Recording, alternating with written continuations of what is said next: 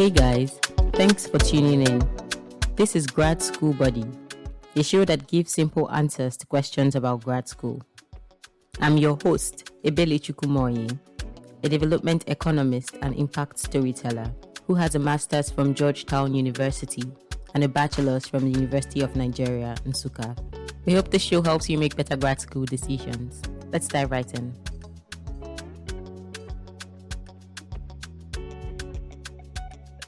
Hello everybody and welcome to another episode of Grad School Buddy. Today I am with Diksha, who is my first guest from India. I'm saying first guest because I'm hoping you introduce me to your friends. As usual, I asked her for her bio, and unlike people like Layo, she didn't give me 3 lines. So I'll read Diksha's bio and then I will turn it over to her to introduce herself to us. Diksha is a consultant at the World Bank with the Human Capital Project Initiative. She joined the World Bank in 2021 and works primarily on analytics for human capital development, financing, and resilience. Before joining the bank, she worked on livelihood projects with the state government in India. She has also co-developed a systematic review on social protection and resilience with the International Initiative for Impact Evaluation. She has supported several critical research projects while completing her master's degree in public policy, most notably with the Georgetown University Institute for Women, Peace and Security. She holds an MPP degree from Georgetown University and a BA in economics from Madras University. Okay, so she's not expecting this question because she did this thing where she went and over-prepared. So my first question for you is, you've given us so much about like what you do at work, but I know that outside this bio that you gave us, Diksha she has 1 million personalities, and I'd like to hear about that. Like, tell our audience, our guest about it. Hey, Abeli. So nice to be on the podcast. Well, it's really hard to speak about oneself, but if I had to, I would characterize myself as someone open to new experiences, be it personally, professionally, socially, mentally. I really enjoy learning from different people and from different places, and I think it keeps life exciting.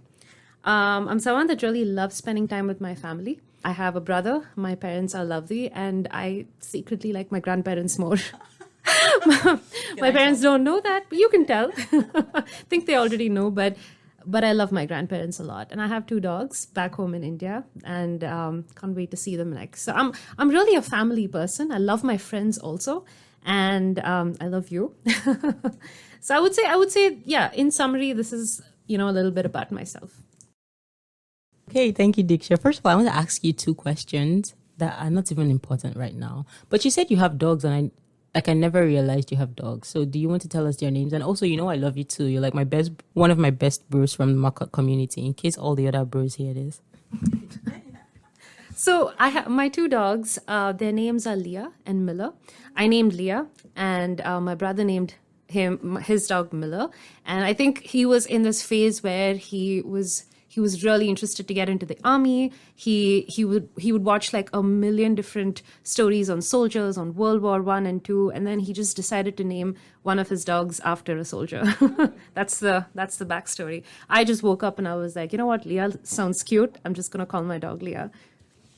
Okay, that's really, really interesting. And I'm glad I asked that question because I didn't even know there was a backstory to the names that you gave the dogs. I can't wait to meet them. When will you invite me to India? Come with me next time I go. When are you going? I don't know. That's a good question. Because in December, like the tickets, it's probably the diesel prices, they're really high, and it's just crazy this time around the year. Maybe next year. Let's go together. Okay. You guys heard that, so I'll follow up. And so one thing I'm really curious about is, before you came to the US, before you took that flight and decided you wanted to come to the Makot school, what were you doing and what were your interests? What was your life like? What was the day in the life of Diksha? That's a very interesting question. It's actually nostalgic also to think about a time before 2019, because I feel like we've lived so many different lifetimes through the pandemic. And even 2019, thinking about my first day in grad school seems like ages ago. Abella is thinking about her first day. But my life in India was definitely very different from what it is now. I was in this phase where I was taking chances. I had just left my job being a journalist, and took a leap of faith and decided I want to work with a development institute and to pursue my interest in development economics. That worked out. And I had a lot of other avenues that I was taking chances. Some I failed, some I didn't, but it was a learning experience. For me, it was an experience where I was just putting myself out there.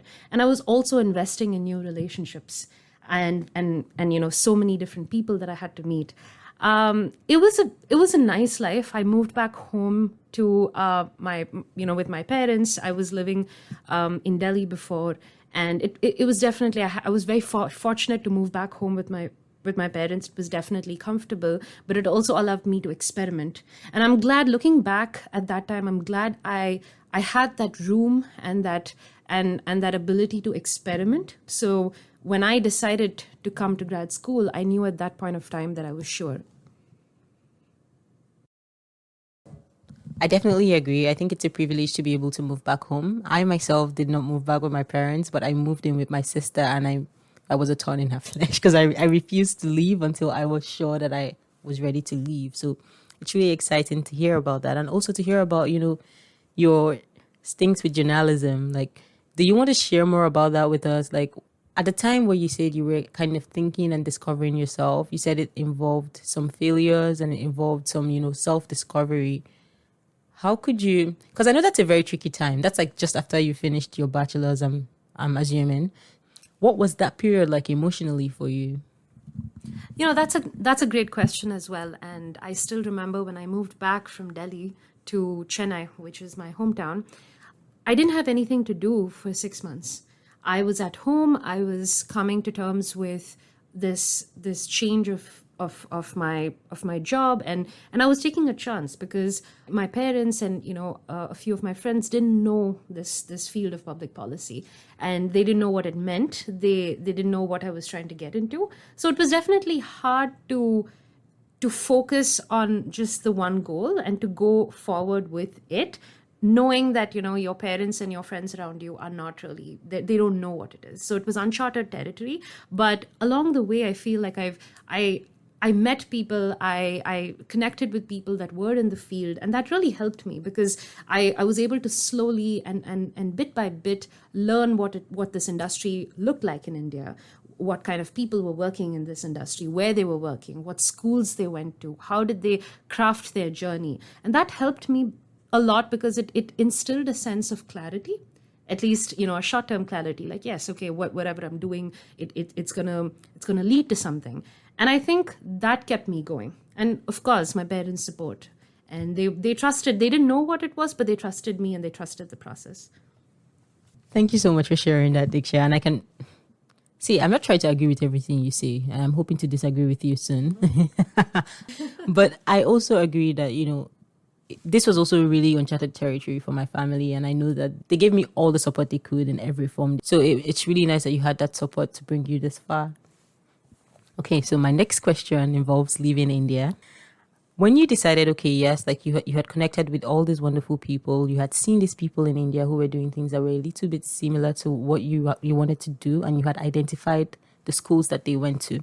I'm very curious about what the grad school application process is for an Indian, especially like in terms of access to support groups or access to scholarships, access to funding.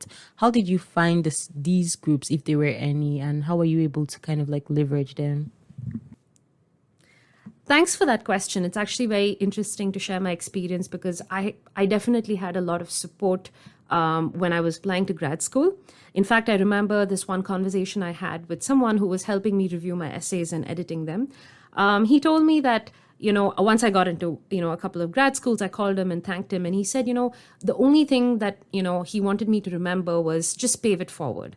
When I went to him, he was so willing to give me this help and support. And then he told me that just keep doing it to people that come to you, because collectively as a community, as a country, we kind of help the people that come after us to go forward and to go and establish themselves in whichever field, whichever country. And that's what keeps us going.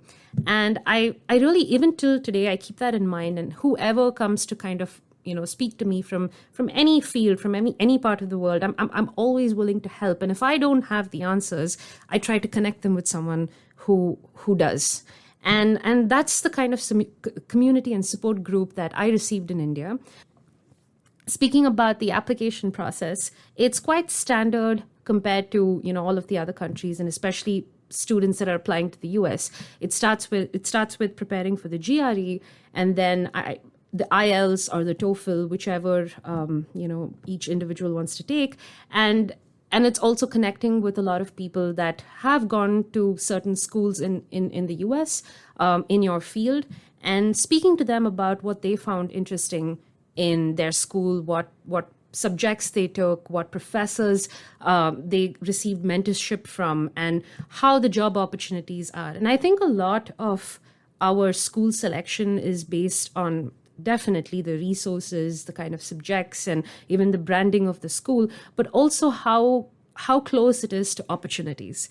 And whether the program is a STEM certified program. And that's something really important to us international students, because we do want that return on investment. We do want to get a job to kind of convert all our academic knowledge into practical experience. Of course, there are candidates that wish to come back to their home countries, but for those who wish to gain that practical experience, I think knowing how close your university is to opportunities, or how easily did they convert to opportunities, is important.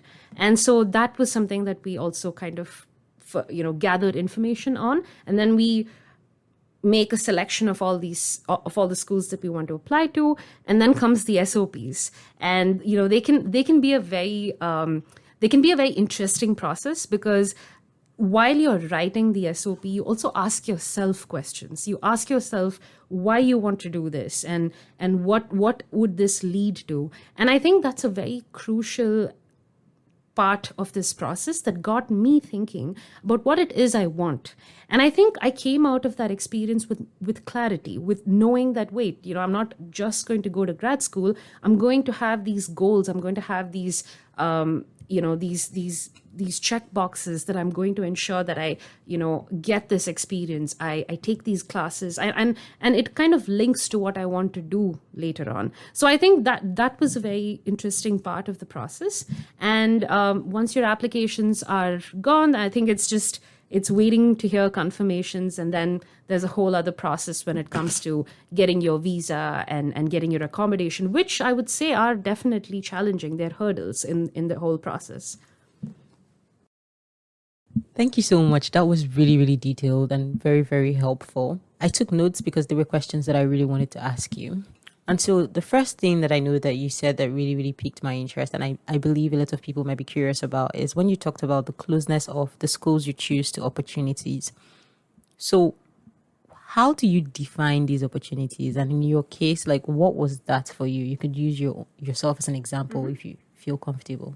Yeah, of course. And, this is definitely a personal thought process, or the way I look at things. I'm sure it's different for different folks, even probably you. But the reason why converting my grad school into an opportunity was so important to me, because I knew that I wanted that practical experience living in the US. And I looked at all the other schools. They had their merits, of course, but the reason why I chose Georgetown was because it was situated in DC. It had the World Bank. It had so many nonprofits, so many other consultancies, private organizations. And I believed that it would be so much more easier to convert my time at Georgetown into a job, or even kind of get an internship. And I knew that there were professors, and I'd already previously spoken to them via emails, and I knew that they had work going on in different organizations. So the linkage would be there, where a professor works with an organization, or they knew someone who would, or maybe during the summer there was opportunity to kind of intern with an organization and then convert that. So for me, that was important. It also meant a return on investment, and it just felt like a practical solution. And Georgetown is a good university. It's not It's really good. It's known for a lot of its programs, and the professors are really good. The students, some of them that I had spoken to previously, spoke really highly of it. So it didn't seem like a bad choice, and everything kind of fit together in terms of having financial aid, in terms of opportunities, in terms of the people, professors, and that's how I made my decision, and which is why I feel that being able to convert your time at grad school into an opportunity was so vital for me personally. Okay, thank you again. Like that was a very thoughtful response to begin with, and it was really, really detailed, which is what I really love. One thing I really noticed is that you took your time to do your assignment. Like you did a whole lot of homework, you talked to a lot of people, and it helped you make or optimize the decisions that you eventually took. But I know that even within feeling like, okay, yeah, if you do A and B, C might happen, sometimes it wouldn't always work. And so I guess my next question is about the hurdles that you faced when you were going through this application process. And especially from your perspective as an Indian, are there hurdles that you faced, and are there things that you wish could be different for other people coming after you? Sure. And, everyone has different kind of hurdles. For me, I was definitely concerned about my financial aid, and I'm happy that I secured a little bit from Georgetown, but, there could have been scope for more. Definitely. We all want a full scholarship. But I would say that scholarships there are plenty available in India, and not speaking for myself, I do know, I fully understand my privilege. I understand that I would be able to take a loan if I wanted to, but there are so many students who are so brilliant, and I've interacted with so many friends that always wanted to go to grad school, and those who have the merits but didn't have access to financial aid. And I would want to highlight that as definitely one of the hurdles. They say that you have to be from a certain kind of like financial standing to be able to afford to come to the US. And that is true. We'd all be lying to ourselves if that, if we say it wasn't. And it's regrettable that there are so many people who are so smart, who can, easily succeed at grad school, but the one thing stopping them is access to finance. I would say that's a hurdle to many. It was definitely a struggle for me as well, because I had applied to a couple of scholarships, and there are a few in India, but it would be nice to have much more. And, not for people like me, but for the many people who would benefit from it. So not answering your question straight away, I'm acknowledging that while that's something that, would have helped me, I know that there are many other people who could have benefited from it.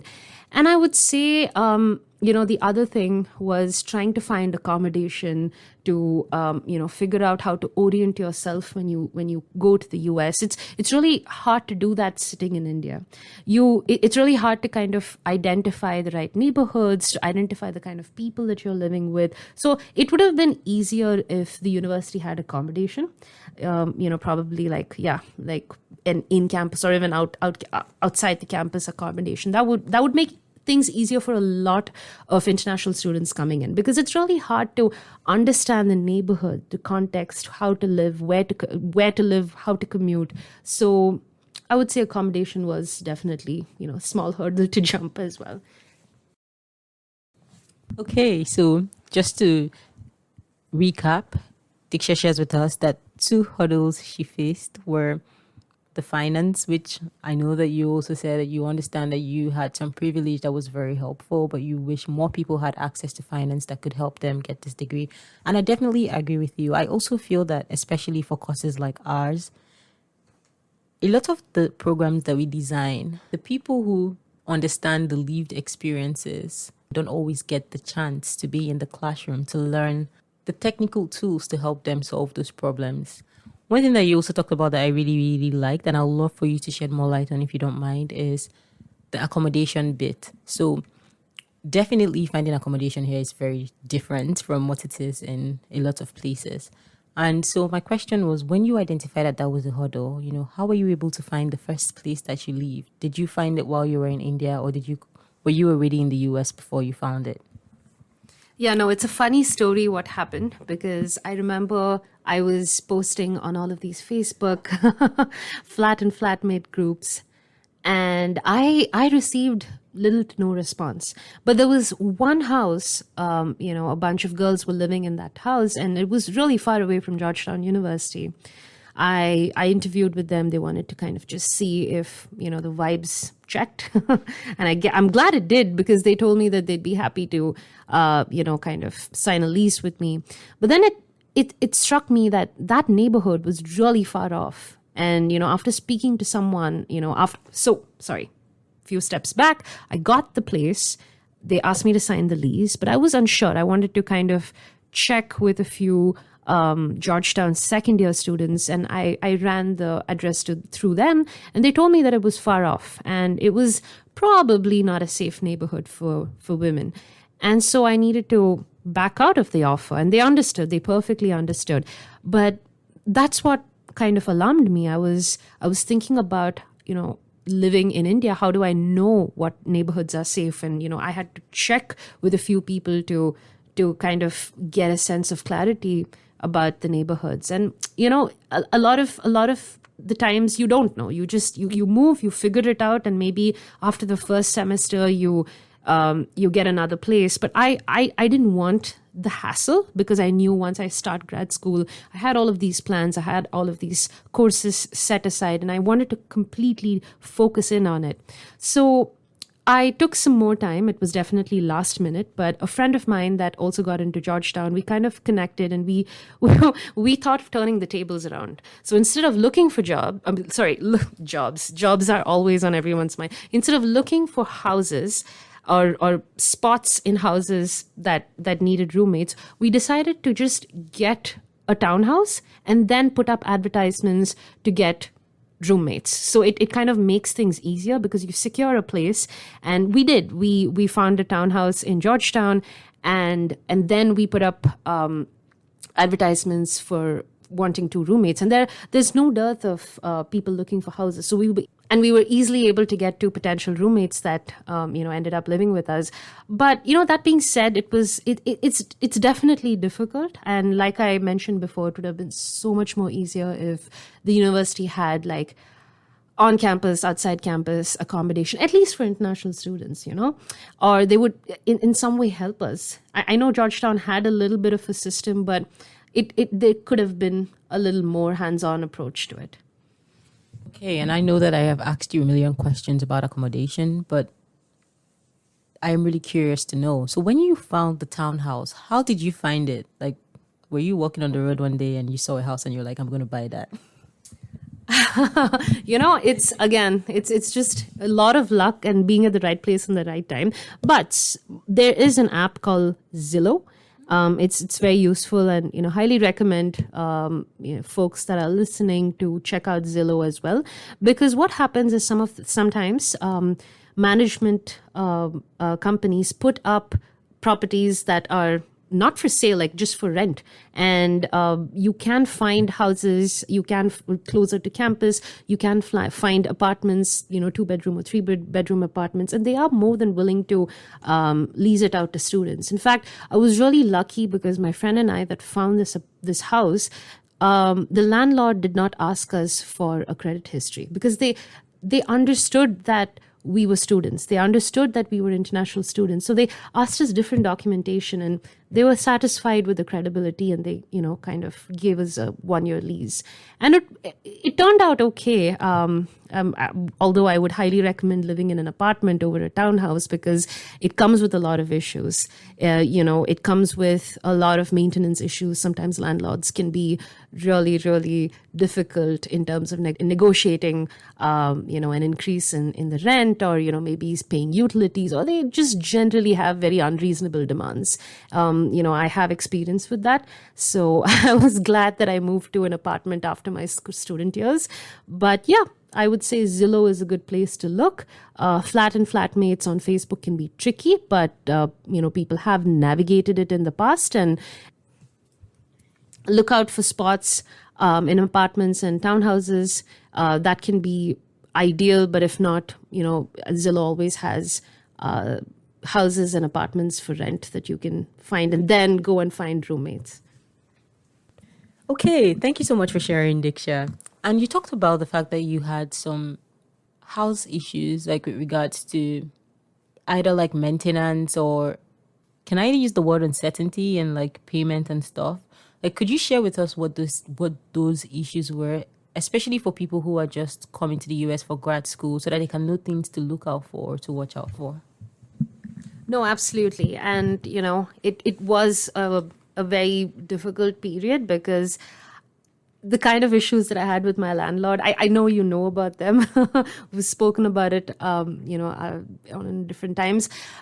It can get tricky. And, especially as an international student, it's very hard to understand how to navigate these situations. And, it's interesting because I have two perspectives. I have a perspective where it happened the first time and I didn't know how to deal with it, and it just went very, very out of hand. But then I have another perspective where I was prepared and I dealt with it much better, and I would say well seasoned, and it kind of solved on its own. So I won't get too much into the details, but essentially after the first year, there was a bit of a misunderstanding between my landlord and myself. With respect to some of the furniture that she left behind in the house. And I think she was also a bit upset that I moved some of the furniture into the garage, which was technically in our premise, within our premises. And there was also another misunderstanding with, a person moving in and a person moving out. Sparing you to the details, she reacted very childishly. She kind of yelled at us via email. She threatened to throw out all of the furniture that was not hers, but that was stored in the garage outside. And she also kind of slapped an unnecessary bill on us.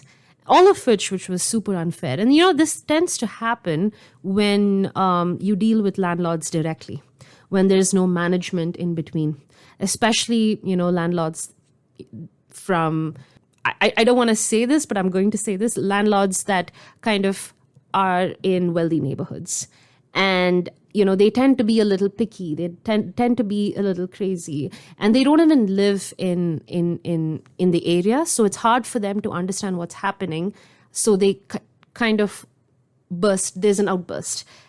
And it would make things so much more easier and calmer if they were in the same place, and then you were able to have a direct chat with them.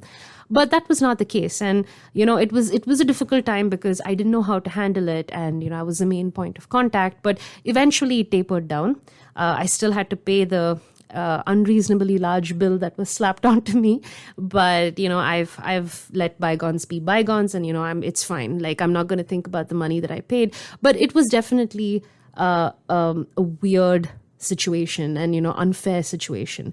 And so I learned that it's really important to be super communicative with the landlord. They expect very clear communication. They want to know, even if something small is moved out or something little bit is different, every little detail they expect to be communicated. And like I said, it's ideal if you have a management in between you and the landlord. I would definitely recommend that students kind of get that deal over directly dealing with the landlord, which can be super it can be super unfair because landlords tend to be a little predatory.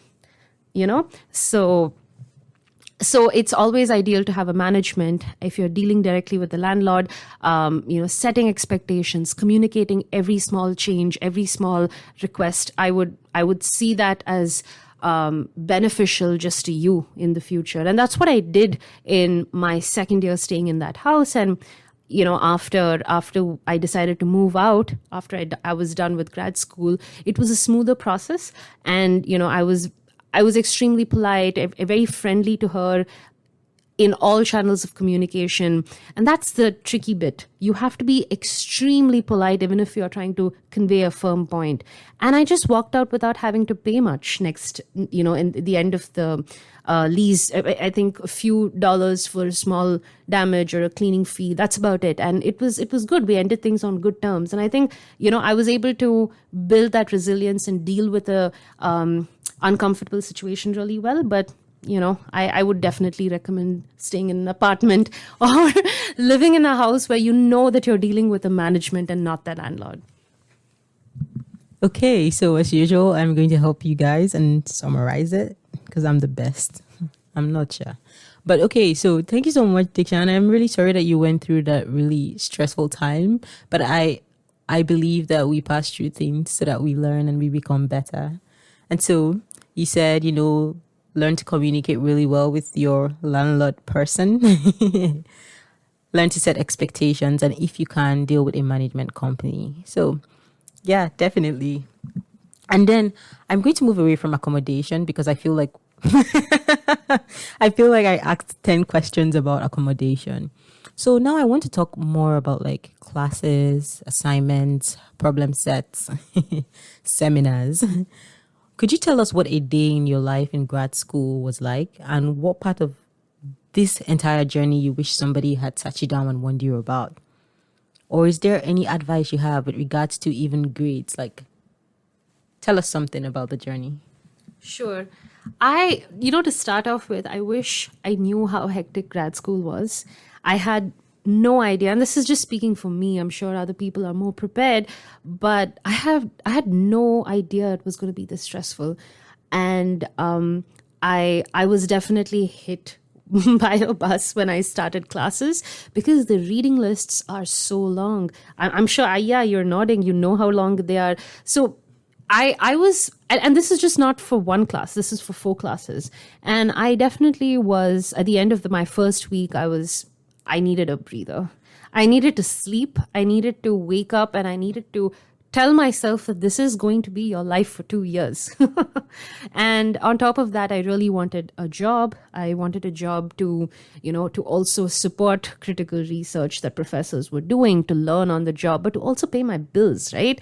And that's the thing about being a grad student. You're handling your personal life, you are working, you are trying to stay sane, you're trying to keep up with your readings, and I'm sure everyone wants good grades. But here's the thing with grades, and this is something that another one of my friends kind of gave me advice on. She told me that don't worry too much about grades in grad school. You've done the part of getting good grades in high school, getting into a good undergrad, getting the work experience. Now's the time to focus on learning. And she told me that grades really, as long as you're doing well and you're understanding the concept, it doesn't matter because no employer is going to be like, show me your grades. I want to see a 4.0. I want to see, all straight A's. No one's going to ask you that. What they're going to ask you is that, do you have knowledge on this subject? Do you have the skills? Do you have the personal skills? Do you know how to talk? And that's what grad school is about. It's about developing holistically. And grades, by that, I'm not saying grades don't matter. I'm not saying go flunk all of your of your subjects, but I'm saying focus on the bigger picture. If you're taking a class on data science, focus on getting really good with R. Focus on understanding how to apply this, when you're going to be working with an organization. If you're taking a policy class, understand how to critically analyze policy process. And that's what I try to focus on. And sure, if you are passionate and if you really are committed, grades will automatically come. So I think it's important to know the focus is not on grades. The focus is on learning, and you will get good grades if you focus on learning. What a typical day looked like for me. So I believe it or not, this was not my personality before grad school, but I would wake up at like 6-7 o'clock and go straight to the gym. I would go straight to the gym because I knew that pump after a workout, that feeling after a workout was what got me through the day.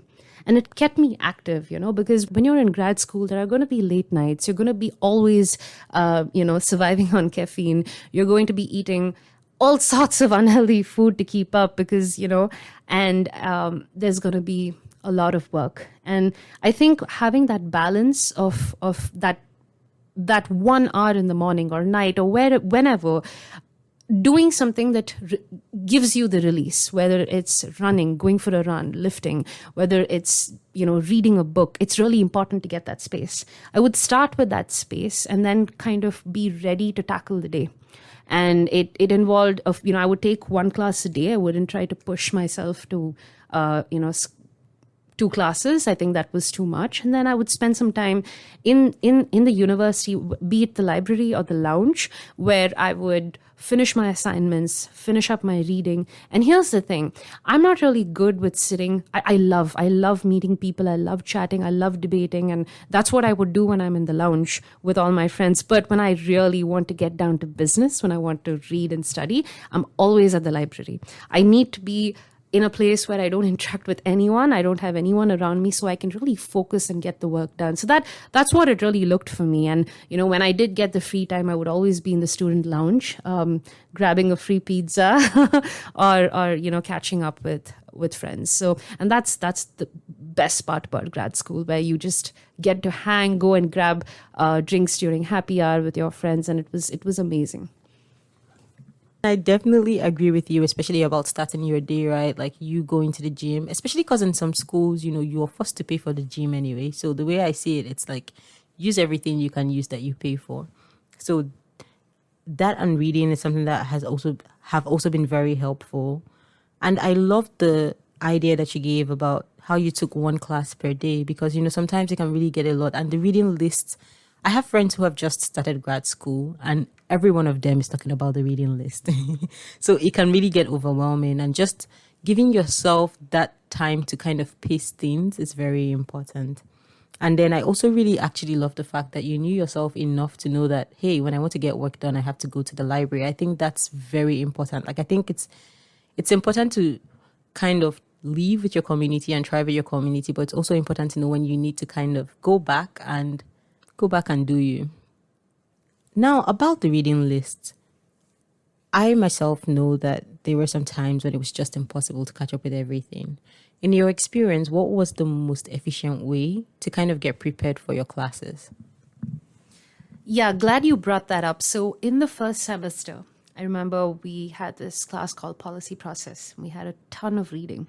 Sometimes it would be about 10 papers before the class, and we had only a few days to do the reading. And it's hard to kind of do it through the week, because you have other classes and you have other reading material for the other classes. So a bunch of my friends, we started like a small study group, and it was I think it was four of us who would split the reading, and we would do the reading. We had a shared document, and we would summarize the reading. So all of us had access to it. So every week, we would each one of us would summarize our reading. And in the morning before class, 1 hour before class, we would meet, and we would just like exchange key takeaways from each reading. And we were prepared. We knew exactly what we might not have known every single detail about the paper, but we had a summary of what was going on. So if questions were asked, or if someone was discussing the paper that we had not read, we'd at least know what was being discussed. And in that way, you kind of catch up with all the reading. Sure, it doesn't always work. There were times where, I was the only one who didn't do the reading and everyone else did, but then it's a collective effort. So you would rather know 6 out of 10 papers than none at all, right? And it was a very understanding community, the four of us. We would not be too hard and fast about everyone has to read the papers and everyone has to summarize it correctly. It worked, some days it didn't, but it's okay. It was a solution that kind of carried us along. And even till today, I remember like some of the papers that we discussed in class. It still stays with me because that's how rich a discussion it was. Okay, so definitely 100% advice. If you have a group of trusted friends, get together, see how you can divide the reading materials and summarize it to each other. Thanks for sharing that, Diksha. So now, moving to my next grad school question as well. It's been so exciting getting to understand how you kind of managed to navigate through the whole grad school process, especially like from your community back in India to coming to the United States and also finding your community here. And so it makes me really curious. Do you think that you have changed from the person that you were before you came to grad school and the person that you are now, especially with regards to the work you're able to do? Because I know that part of coming to grad school was because you were trying to get the technical expertise to help you become better at the job that you do. And so I was curious about how you have changed since you came to grad school, and are there examples you're willing to share? Like I mentioned before, it's so hard to think about 2019. It feels like ages ago, and quite honestly, things have changed, and I have changed too. There's been a lot of growth, there's been a lot of development, there's been a lot of perspective change. I would say I have expanded the way I see things, I perceive things, and that's also very important to me. I feel I don't I feel like change is can sometimes have a negative connotation, as in when I was in India I was different and now I'm different. And I it's not true in the sense that I've now become different because I've left India, and that's really not the point that I'm trying to drive home. It's just it's a different place, and you become a different person. If I went back to India today and I looked at myself back, in DC, I would be a different person. So I definitely would say that it's been a long journey, and I've met a lot of different people, a lot of different ethnicities, a lot of different perspectives, and it really has informed how I look at things. And I really like the fact that I work in an institution that has so many different nationalities. Every day you meet different kinds of people, and you understand little things like what they eat for lunch, and what they do, what festival they're celebrating today. And I think that's the celebration of different perspectives, of different cultures, is what I really appreciate being in DC. And it's definitely refreshing. It's taught me a lot. It's taught me to be very inclusive, to dismantle my internal biases. It's a process that I even continue to do today, and I think these changes are good. It's a good growth. It's positive growth. And even when I go back home, I see things in a different light, and it makes me feel good about it. And so, in that way, I would say that it's a constantly evolving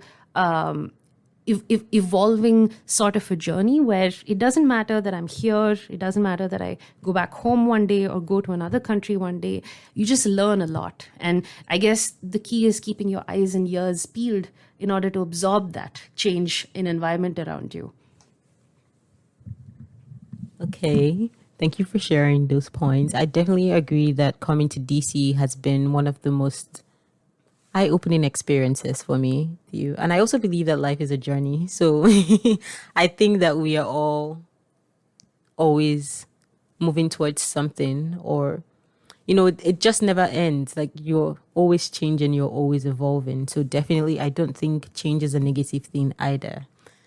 And just an aside, yesterday I found a yearbook from undergrad, like my final year yearbook from undergrad, and I was crying like an idiot because it's like I have changed so much, but I'm still the same person.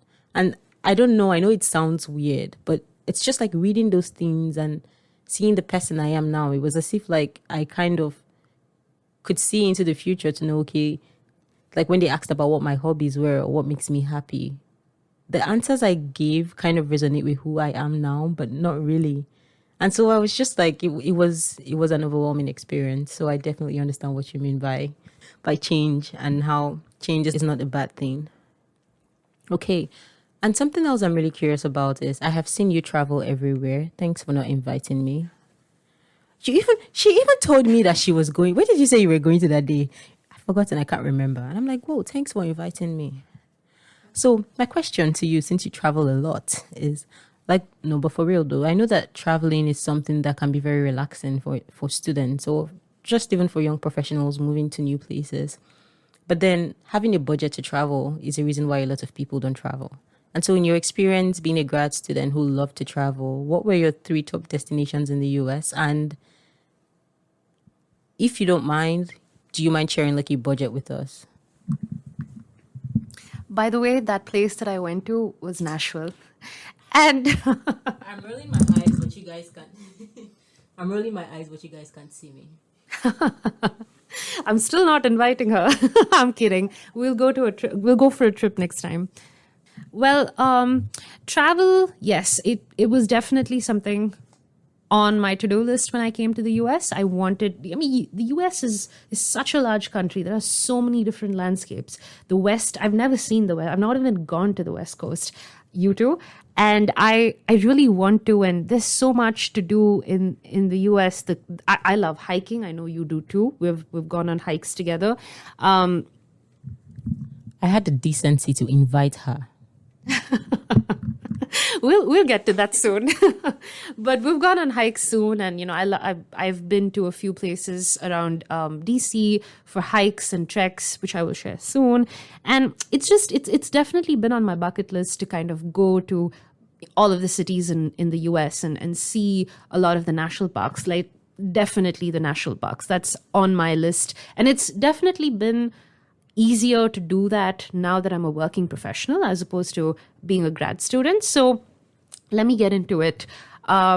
During my grad school years, I definitely had a budget that I stuck to, and this can be different for different people. But for me, I would do trips under $200, and this kind of included travel and like accommodation. I really stayed with friends, so that was really nothing.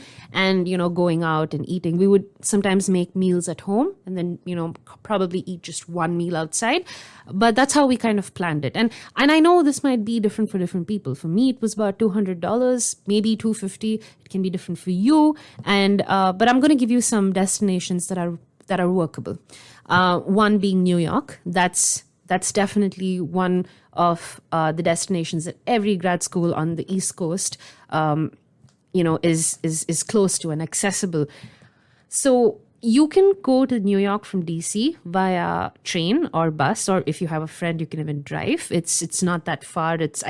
I believe train is about 3.5 to 4 hours. The same for bus, and if you're driving, I think it would be about 5 hours. So I took the bus to New York, and if you use FlixBus, which is the most convenient, it's about $30. You can get a really good deal for $30, maximum $40 one way. And I stayed with a friend in New York, and I used the subway to get everywhere. Who's going to use cabs in New York, right? And I walked most of, if it's not too cold, most of the places are walkable as well from a certain, point. And even the experiences, you don't really have to, shell a lot of money out for many of the experiences in New York. So I would definitely say New York is one of the budget-friendly places for grad students to go to. Others included Boston. Boston is also, pretty close depending on where you go to grad school. From DC, it's about 8 hours, but I took the overnight train. And overnight trains, here's the tip, it's cheaper to go via the Amtrak, and you kind of have to sleep through the night. You probably won't get sleep because there's always announcements, but it works. And Boston's really nice. It's very pretty. And then you also have Cambridge, and Cambridge is really, really cute. It's a very cute town. So I would say Boston and New York are, quite obvious destinations. But other than that, I would say if you're living in DC, Shenandoah is a beautiful place. If you like trekking and hiking, it's literally free. Like you don't have to, pay too much for this, maybe a ticket to enter the national park. And if you have a friend that can drive, then you're sorted. And I would say smaller neighborhoods in the DMV area, like Old Town Alexandria, is a really nice place to go to. Baltimore, I haven't been, but I hear that, a day visit is nice, and they have like a brewery, they have things to do around the area. So that can be a really nice place to go to as well. Okay, so now that Diksha has shared all the amazing places she visited, I'm going to put some icing on the cake and tell you guys some more places you can go that I didn't invite her to either. But I really, really love that you shared about New York, because New York is somewhere that I really love. I think I've been there too many times. I think when next the Welcome to New York sign sees me, it's going to be like, girl, you need to leave. But I also really love Delaware, and I think you should go. Okay. Delaware, New Jersey, I think they are closer than New York. Yes, and the beaches in Delaware are so fine. Like, they are really beautiful. But summer, definitely. Like, not a winter journey. Oh, yeah, definitely. I think I did go to a beach in Maryland, not Delaware. That's also really nice. And I did want to say, so I have a lot of family and friends that live in New Jersey. One of my really good friends from grad school lives there as well. And during the pandemic, over the summer break, she was so sweet. She invited me over to her place, and her family's from the same part of India as my mother. So there was like an understanding in terms of language and food. So I was really happy to go and stay with her for a week. It's in New Jersey, and you're right, actually, it's closer and it's easier to go to. And yeah, I had a blast. And there was this other time where I went and stayed with a family friend, and honestly, it's very comfortable going and staying with your family and friends in suburbs because it's good food, it's a great life, and it's very comfortable. There's lots of fun things to do in like suburbia. So that's also a very nice experience. You go to like big cities, that's nice, but then just kicking back and enjoying with family and friends is also really nice. Okay, so definitely gone are the days when you would say, I don't have a car is an excuse why you can't explore. Because Diksha just shared with us that you can use the Flixbus to New York or take the Amtrak to Baltimore. I took the Amtrak to North Carolina. Oh no, the Amtrak to Boston. I've never been to Baltimore. I don't know why I said Baltimore. Okay, now I want to switch a little bit to the emotional part of going to grad school, especially in terms of mental health. I know that you kind of tried to develop a lot of communities, and I know that they were definitely helpful because every day wasn't Gucci. There were days when you couldn't do the readings because you didn't feel up to it, or because there were a lot of things going on around you that you just couldn't settle your mind to study. And so what was that experience like for you? Did you ever have any emotional or mental breakdown? What support could you find to help you get through phases like that? Yes, this is definitely a very important question because prioritizing, nurturing, and building your mental health is an important part of being in grad school because it's so easy to kind of fall into this trap where you're lonely, where you're experiencing imposter syndrome. That's a buzzword that's used a lot in grad school, and it's really easy to kind of have these breakdowns but not share it with anyone, internalize it, and then it manifests in different forms that are not very good for your productivity or even to have a good experience in grad school, which is why I'm really glad that at one point during my second year, I prioritized on my mental health. I went to a therapist. I had the best journey. It was definitely difficult, but I came out of it stronger. And when I look back at grad school, I understand that, that was one of the most important things that I had to deal with, unpack, fix, and then kind of move forward. And I'm happy I did that. For me, mental health was also a part of grad school. And it all started when, the pandemic hit. Things were getting really crazy. There was a lot of isolation. There was a lot of worry about my family and friends back home. And then we went into summer break. So, it didn't really hit me that hard because I was just doing a few internships and, the most of my time was just spent having a good time in DC. But when the fall semester started, my second year, things started, kind of spiraling out of my control. I remember I wasn't able to concentrate as well as I could in person. I wasn't able to concentrate on online classes. I just found the whole concept, very strange. I felt like, the pandemic robbed me of my experience from grad school, as did so many people. And the course load was the same. We had the pandemic, we had online classes, things were getting really, difficult for students, but this course load was the same. That didn't change, even though the professors were really nice about it. They did give us flexible deadlines, but at some point it got to me because I knew I wasn't performing at my best, but I did not know how to forgive myself for it. I did not know how to remind myself that this is a hard time and this is not a natural phase in anyone's life. Actually, I didn't know how to do that, and I remember actually having a breakdown. I had to email my professor, drop out of class in between, and I was trying to renew my passport, which was the whole process was becoming really difficult. And I was just struggling with an internship that I was currently engaged with. And I didn't know how to deal with it because I didn't have the ability to forgive myself, be kind to myself. And that was when I started therapy. And I was so happy that Georgetown made it free for all their students, encouraged students to enroll because it was difficult times. And I think that was the best decision I made. And so it's really important to prioritize mental health. Go to see a counselor or a therapist. They will help you manage your life and manage how you see things better.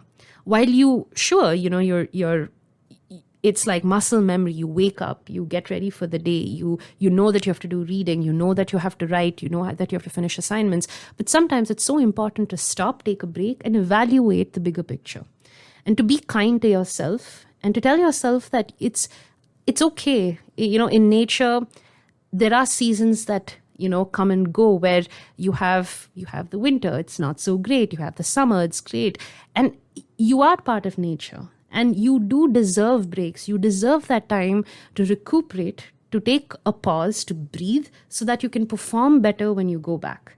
And I think I would definitely share one tip for listeners is prioritize that more than anything. Only then you can give your best to grad school and come out successful. One thing I really love about your one thing I really love about your responses is how vulnerable you are and how you're not afraid to kind of reach into the experiences that you yourself have faced. And definitely, I think, because we were like, our programs kind of aligned in the sense that even though we were not, I think we might have taken one class together, but it wasn't like the same. We didn't take all the courses together, but the experiences were quite similar. I do remember that the pandemic was also a time when I think that I found myself the most, because it was a time that forced me to sit still. And I think prior to then, I had not really sat still. It was like, like you said, go to the gym in the morning, go to classes, work on problem sets till 11 p.m. and you wake up the next day and it's the same thing. And that was the first time that I had to also just like pause, because there was nothing else to do but just sit down. And for people like us that kind of lived in a townhouse with other people, it was sit down in your room. So it felt very suffocating. And I think one thing I also want to just add to what you've said to the dear listener is that I believe that the journey towards self-discovery will try to drown you. But if you keep at it, I think you will discover something about yourself that you've never found. And I think that's what happened to me during that phase where we kind of had to pause. I think that I took the words, and I was sharing this with you before we started recording, like, I don't really think I had the best relationship with my therapist. Not because like they were not great people, but I feel like sometimes people are not our people. And I just didn't think that she was my therapist. But she said something to me that really helped me in that phase. And it was to always ask yourself, why? Why do I feel depressed? Why do I feel anxious? It helps you kind of walk back. And so it helped me really unpack a lot of things. And a lot of the things I unpacked were very ugly. They were things I had locked away for so long. And so just being in that place where I had to face them, like face to face, me and them in my room, it was really a lot. Like there were days where I'm sharing this because I think that sometimes when you look at people's profiles from the outside, it always seems very clean. Like, oh, this person did this and then they did this and then they did that. But there were times when I also had to pause and I had to cry a lot and I had to think a lot. But it came at the end of the day with clarity, with understanding like, okay, yeah, this is who I am. This is what I want. This is why this particular phase has made me feel like that. And this is who I want to become. So thank you for being vulnerable with us and for sharing and for pulling that out from, your pandemic archives. I really appreciate that. So I have 3 more questions because I know I have taken an hour of your time.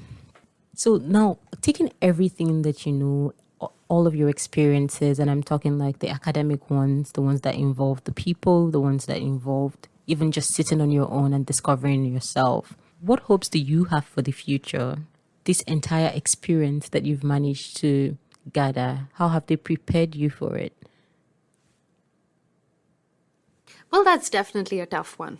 And I truly believe that, you understand life retrospectively.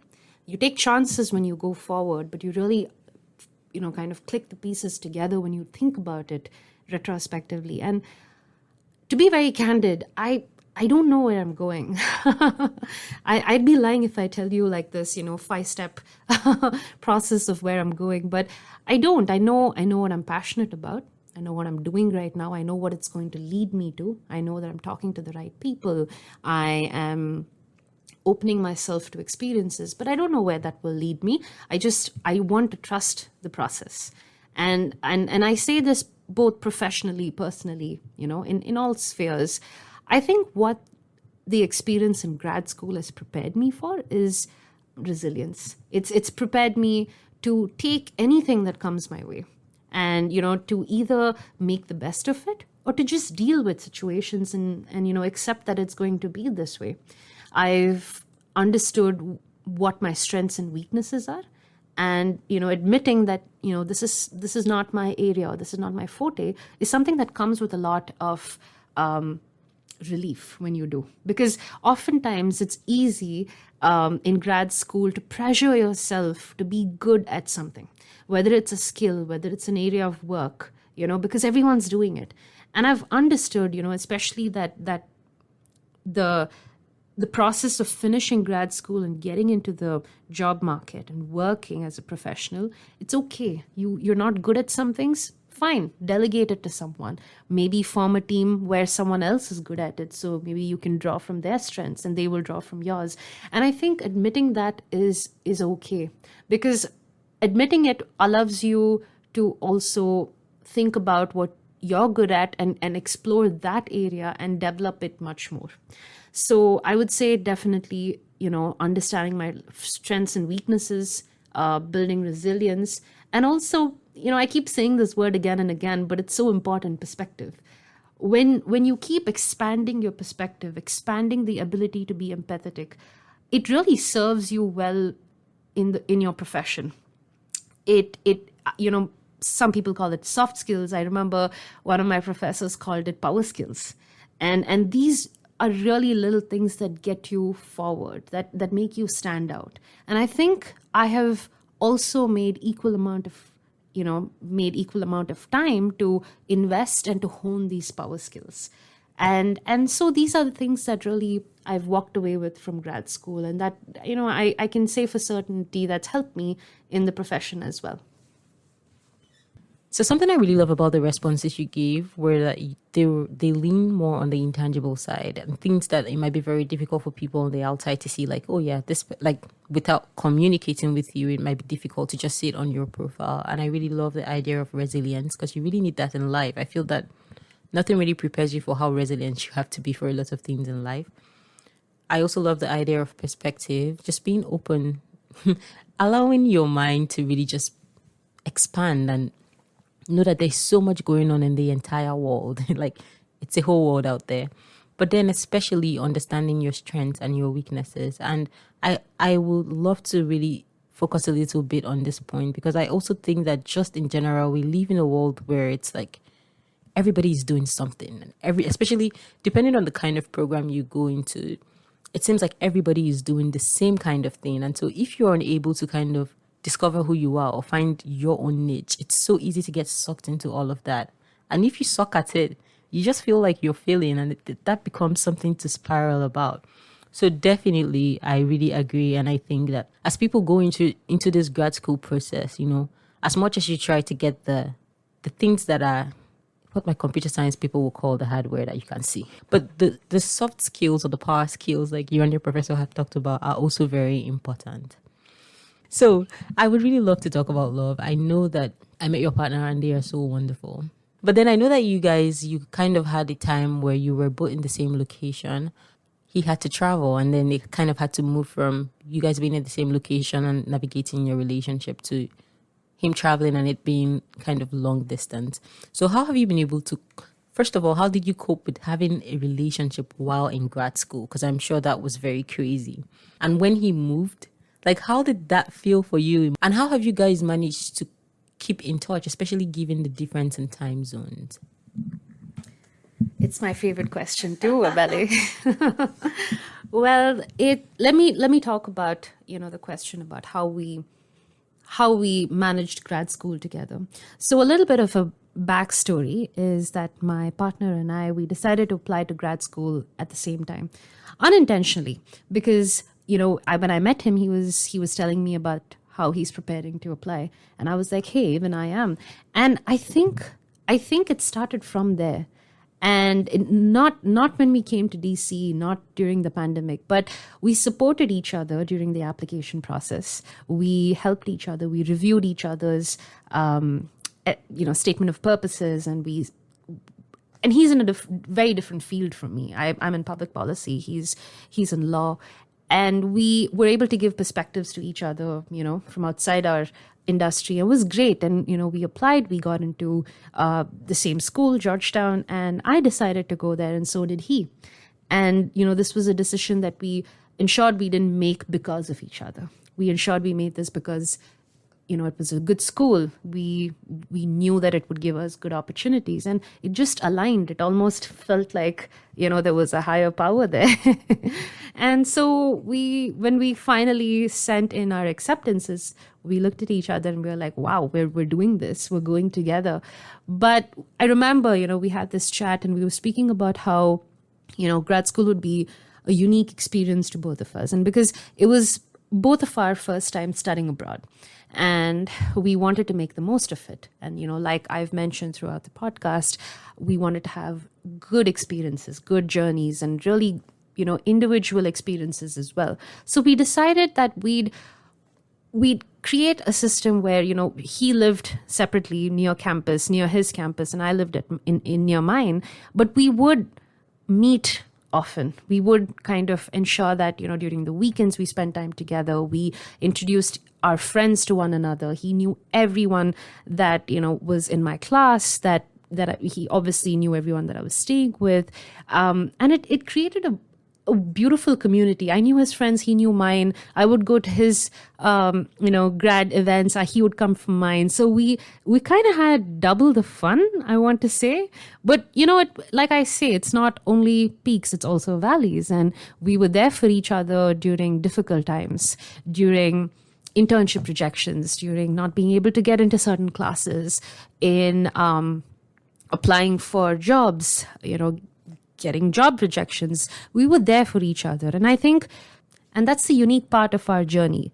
We had each other, and we're also best friends. So we were able to support one another. And it just felt better knowing that at the end of the day, I have my best friend, my partner next to me. It's okay. It's okay. I didn't get that one internship or that one job. So I think that definitely made a difference.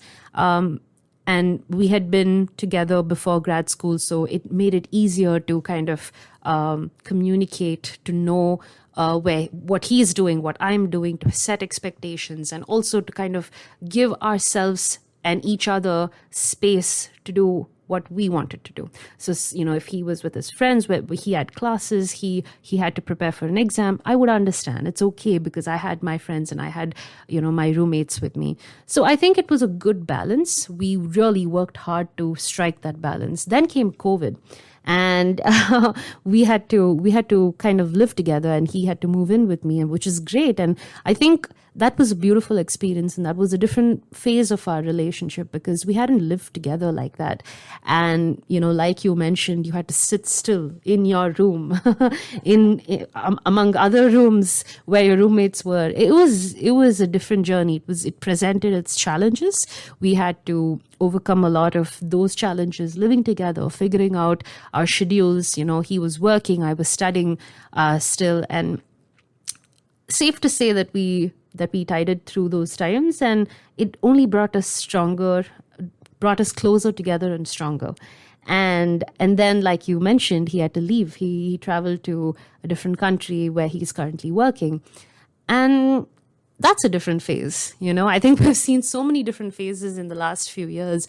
I would say that having a very strong base, of being in our home country, living through a pandemic, being together during grad school, because when you both go to grad school, you understand the difficulties, you understand the expectations, you understand the pressures that come with it. So there's a lot of empathy and understanding, and that helped. And then, living together during the pandemic, it created a very good foundation for us to jump into this long distance relationship phase. Communication is key. We try to always make time to update each other of our day, even if it's a 5-minute call. And there's also time zone differences. So he's probably getting ready to, go to sleep when I'm wrapping up work. And so we always make sure, even if it's 5 minutes, to call and tell each other how our day went and say I love you before going to sleep is so important and so crucial to us. And that time is what we hold, and that's what carries us through this long distance journey as well.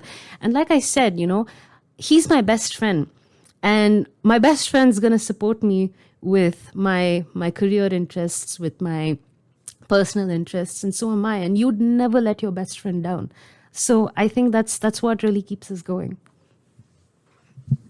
First of all, I want to confirm that Diksha and her boo are very cute. And I really, really love that you shed light on the need to kind of go through the grad school journey with someone who is really empathetic and someone who really understands. And I think a good portion of that understanding is where you talked about communication, being able to communicate with each other, so you're able to really know where you're really able to understand what's happening in each other's lives, and to be able to also manage your expectations based on the information that you have. And I really appreciate you sharing how you've gone through these different phases with him. And you guys know I'm rooting for you. If you have a wedding in Nashville and you don't invite me, I'm not going to have a wedding in Nashville. Okay, just checking. But that was really, really great, because I know that sometimes the grad school experience puts strains on relationships. It's something that I have seen happen so many times. And I try to tell people, even just with friendships, I think when you come to grad school, sometimes, like your friends back home, sometimes they think that you are just pretending to be busy, but you're literally struggling for your life. So I'm really glad that you have somebody with whom, both of you are each other's best friends and you motivate each other. I asked Diksha to send me her bio 10 weeks ago, and she wouldn't send it to me until she sent it to her best friend. So I really love the support. Like, it's in everything. For real, I know I tease you a lot, but really it's very sweet. I give you 30 minutes where I don't tease you. Okay. And then my final question for you is one that I always love to ask my guests, because I think that the people who come on this podcast are very different and they share a lot of very different advice from different facets of life. And so my question to you is, what advice do you have for someone listening? It doesn't have to be something serious. It might be go out every day to scream outside your house. But what would your pattern words be for the listener? I think summarizing my experiences, my journey in grad school and meeting so many different people, I would say be open to new experiences. You might not know it yet, but you're capable of great things. And something that I follow in principle when I meet people, or when it just doesn't have to be people, it can be even new experiences, is focus on the commonalities, focus on the similarities. Because if I were to focus on how different we are, I'm never going to be your friend. I wouldn't be on this podcast. But if I continuously and intentionally focus on the similarities and commonalities, that's how you foster so many new friendships and good relationships. And I think in life, it's just a principle. Focus on the commonalities in every situation, in every place that you're in. You might not know what good things might come out of it. Okay, guys, so remember to focus on the commonalities wherever you are, whatever it might be, whether with regards to human relationships or different places and different experiences. Okay, Diksha, so we've had this conversation for 1 hour, and I know exactly where to find you. But for people who want to kind of connect with you, people who have really enjoyed this conversation, and do you mind sharing where they can find you? Happy to connect with anyone via my LinkedIn. It's Diksha Ramesh. I'm sure you can make a link in your podcast as well, or when you put it out on Instagram. Happy to hear your stories, hear what you thought about. If you disagreed with me, I'd love to hear your perspective as well. And I'd just like to even hear if you have any questions about life. Thank you. Thank you so much for having me, Belly. Thank you so much for being here. And thank you, listeners, for getting to this point, because we know that our episodes are not the shortest episodes in the world, but we want to make sure we give you all the tea and squeeze out all the juice that we can from each guest. If you enjoyed this episode, please check out our other episodes or follow us on social media at My Grad School Board. Don't forget we share information in different formats to reach people where they are. So you can take a look at our newsletter, you can listen to the podcast episodes, or you can go on the social media pages where the information is more synthesized. Till we meet next time, it's been fun hanging with you. I'm your grad school buddy and thank you for listening.